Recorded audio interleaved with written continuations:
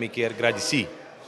e ministro e mais cultura. Me quer rectificar também o qual que o acordo de a imprensa, a mente de corante, escrever e prensa, rádio, etc.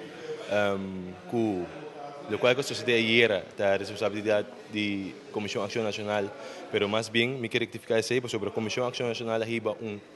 marcha pacífico e se a conduzir com a AUE, nós por aí uma reunião assim na ligeira. Me te agradecer ministro na PCI e me que bisa que o ambiente estava bom dentro da reunião. O ministro não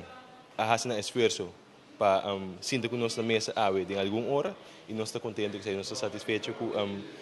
como te bisa esforço aí que nós fazemos. Nós sabemos para escutar, o qual que o ministro não tem de bisa e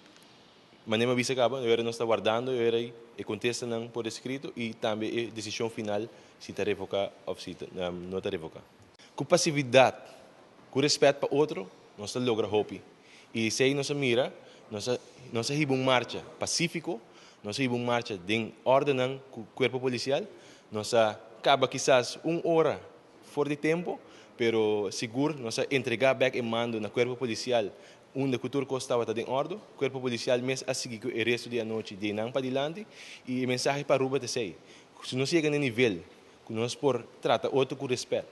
que nós por dar outro e honor com cada quem mestre, nós lo chega mais leu ainda dentro do país. A reunião é sumamente bom, estava tem diferentes representantes, se me está correto, a VBI, estava tem está Topa, SCCA,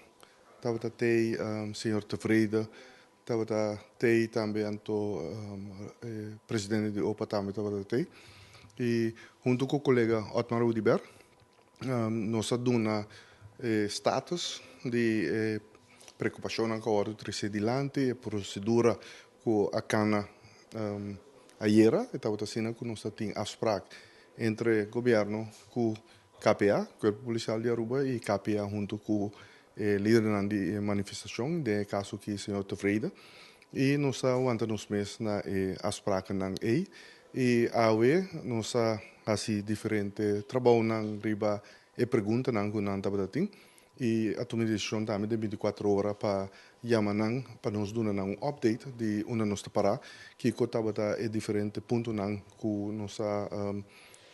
toma contato com a companhia de utilidade, nós base questão de falero, nós base também acumular informação que porta falta de informação que porta não notava tem, por exemplo, riba invoerrechten de produto não eficiente, que já acaba 2 anos passar essa aqui tá tem efeito dos por usar. Enfim, nós damos diferente informação, diferentes status, estava tem diferentes perguntas não com a Bindilante e junto com o colega ministro Otmar Udiber comigo nós dona contesta riba tour e ponto não aqui e me pobisa que a reunião vai ter uma atmosfera hope positivo